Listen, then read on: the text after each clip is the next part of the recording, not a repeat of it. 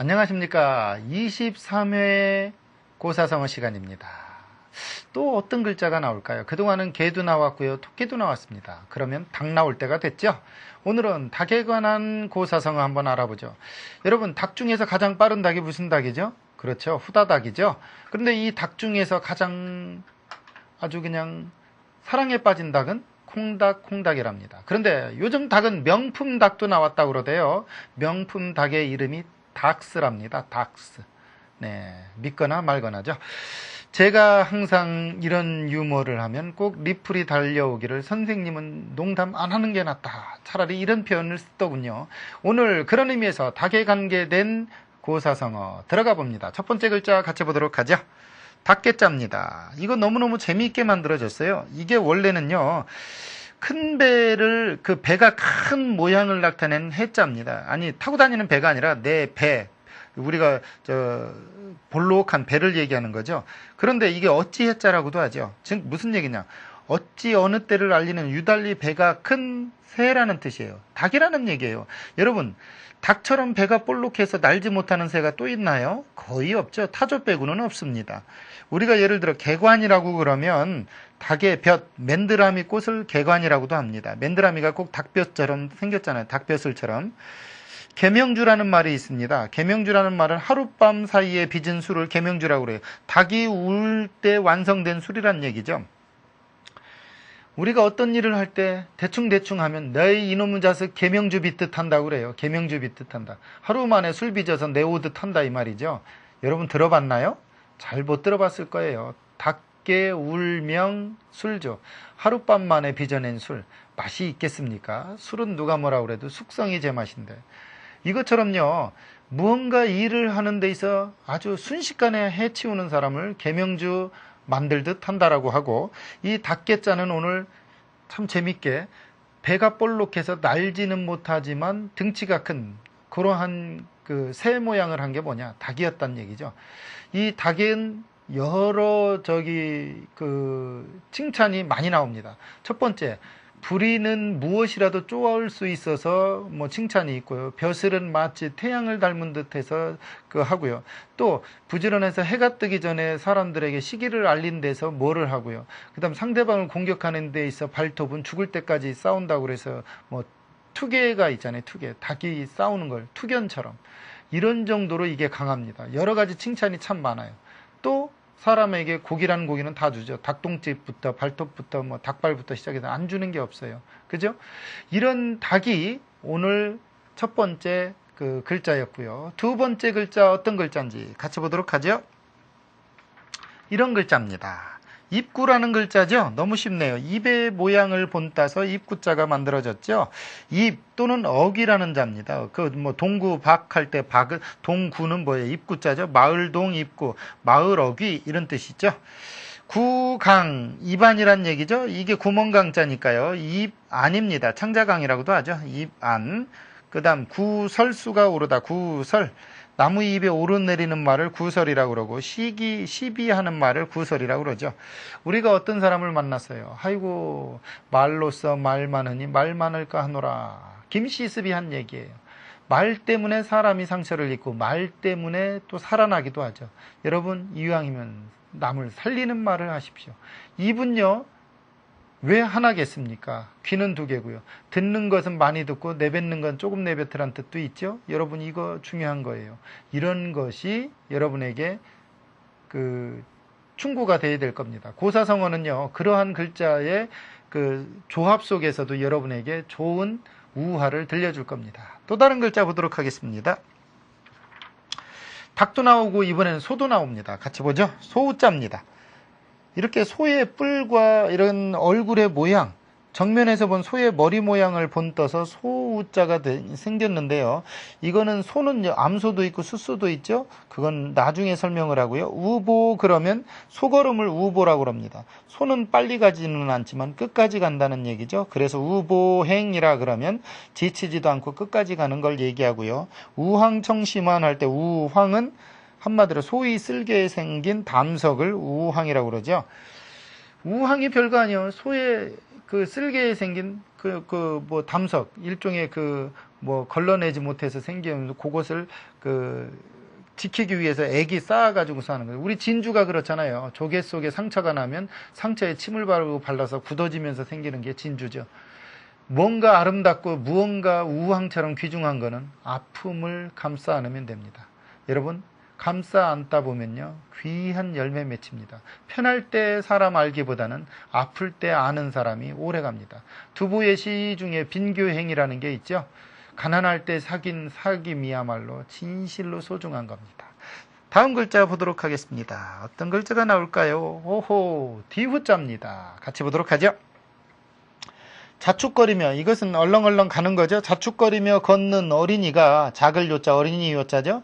자축거리며 걷는 어린이가 뒤쳐져서 온다는 데서 뒤후 또는 늦을 후라는 글자가 됐어요. 그래서 이것을 뒤후, 늦을 후라는 글자가 생겼고요. 우리가 후원회를 조직하다, 후원이라고 그러면 뒤에서 도와주는 걸 후원이라고 그러고요. 후계 그러면 뒤를 이어나가는 걸 후계라고 그럽니다. 여러분, 뒤후의 반대는 앞전, 전이죠. 전후입니다. 이것을 우리는 반의어 결합구조라고 그러죠. 반대말끼리 합쳐놔서 한 단어가 되는 거예요. 그런데 이 뒤후자는 엄격히 따지면 자축거리면서 다리를 끌면서 이렇게 뒤뚱뒤뚱 뒤늦게 가는 어린이 같은 모양에서 뒤후입니다. 여러분, 가장 자기의 단점이 자기를 가장 단점이 장점으로 화한다는 거 아십니까? 예를 들어 병가이 보신이란 말이 있어요. 병 때문에 자기 몸을 지키고 운동을 하다가 8, 90을 삽니다. 그런데 자기의 장점 때문에 하루아침에 죽습니다. 건강하다고 하다가 하루아침에 갑니다. 정정 40, 골골 80. 자기의 단점은 자기의 장점으로 극화시킬 수 있는 요소가 많습니다. 여러분 단점이 있습니까? 고치십시오. 오늘 이 뒷모습 보여주기 민망한 곳이 있습니까? 그곳을 아름답게 치장하십시오. 훗날 누가 볼 때 앞모습보다 더 이쁘게요. 사람은 돌아선 모습이 이쁜 것이 진짜의 이쁜 모습입니다. 또 다른 형태의 어떠한 이런 수많은 문장이 구성이 되더라도요. 그 안에는 틀림없이 뭐가 있다? 역사 이야기가 있다. 그럼 이야기 한번 들어봐야 되겠죠? 들어보기 전에 문장 성분 알아봅니다. 닭의 입이요. 소의 뒤다. 이게 뭐예요? 그렇죠. 닭 머리, 소 꼬리라는 뜻이에요. 아주 닭의 입이요, 소의 엉덩이라는, 이게 뒤후자라는 건 한마디로 뭐라는 거예요? 소의 엉덩이라는 얘기거든요. 그러니까 최고 작은 것의 첫 번째가 될 것인가, 아니면 큰 것의 마지막이 될 것인가를 두고 한 말이죠. 이런 것은 큰 단체의 꼴찌가 되어 뒤따르기보다는 차라리 작은 단체의 우두머리가 되는 게 낫다라는 그런 어떤 이야기죠. 이것이 나온 그 출전은 사기에 보면 소진열전이라는 편명이 나와요. 소진에 관한 그 부분이죠. 그 부분에 이런 얘기가 나옵니다. 영이괴구 무위우후라.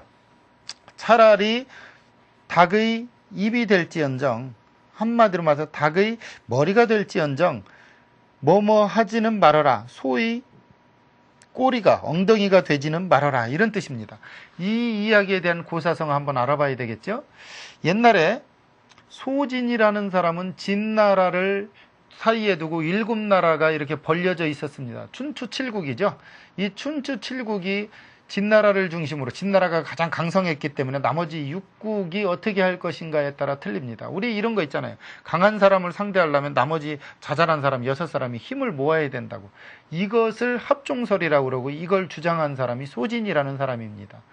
이 소진이 6국을 돌아다니면서 병합을 해가지고서 그 진나라와 대항하자라고 하는데, 때마침 연나라와 조나라 임금을 설득시킨 다음에 한나라로 가게 됐는데, 이 한왕만큼은 말을 잘 안 들어요. 그런데 이 한나라 선혜왕이, 한나라는 지형적으로 진나라한테 빼앗길 요소도 아니고 훌륭한 무기들을 생산하고 있는 철기가 나오는 나라이기도 하고 군사들이 용감하다. 그래서 우리는 굳이 진나라를 안 섬겨도 되겠다 라고 이렇게 말을 하니까 소진이 말합니다. 서쪽으로 진나라를 섬기면 진나라는 한나라의 땅을 계속 요구할 거다. 그렇기 때문에 화평 정책을 피기보다는 우리 6나라가 힘을 합쳐서 진나라를 때려부시자. 이렇게 설득을 시킵니다. 이에 선혜왕은 말하기를 선혜왕한테 하는 말이 괴구우후라. 당신 진나라한테 빌붙어가지고 꼬리처럼 행동하기보다는 육국을 병합한 것서 자기 나라를 지키는 우두머리가 되라. 이렇게 이야기한 겁니다. 이 말에 선혜왕이 옳구나 하고서 소진의 말에 잠시 동의를 합니다. 하지만 나중에는 결국 진나라의 술책에 넘어가서 자기들끼리 이제 싸우다가 진에게 잡아먹히는 어부지리를 효과를 주는 그런 경우가 생겼죠. 그래서 나라가 이렇게 됐습니다. 야, 여러분 중요한 거 오늘 나오죠. 큰 단체의 꼬리가 되기보다는 작은 단체의 머리가 되라. 무슨 얘기입니까? 자기의 꿈을 펼치는 데 있어 역량을 발휘해 보라는 얘기입니다. 어느 큰 단체의 꼬리가 없으면 꼴입니까? 이런 말이 있어요.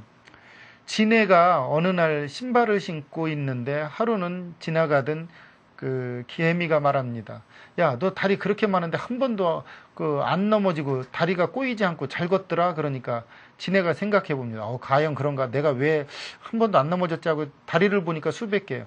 그래서 곰곰이 생각해 봤어. 내가 이 다리 옮길 때 저 다리도 옮겨지나? 이렇게 생각하는 순간 걷지도 못하고 자빠지더래요. 여러분, 자연스러운 것은 어느 날 생각하지 않아도 자연스럽습니다. 그런데 그 자연스러운 것을 어느 날 생각해 보면 부자연스러울 때가 있습니다.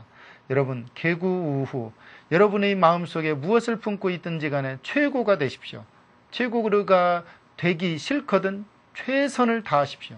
최선을 다한 사람은 최고는 되지 못할 수도 있지만 최소한 행복합니다. 여러분, 삼성 플랜에 이런 말이 있어요. 최선을 다하면 성공한다. 맞습니까? 아니죠.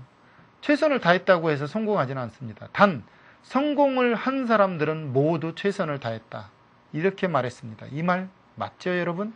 여러분, 그런 의미에서 개구우후, 너무 멋진 말이죠? 여러분, 개구우하는 그날까지 여러분의 역량을 쭉 밀어붙이십시오. 다음 시간에도요, 닭과 만나보도록 하죠. 저는 후다닥 물러가겠습니다. 오늘 여기까지입니다. 감사합니다.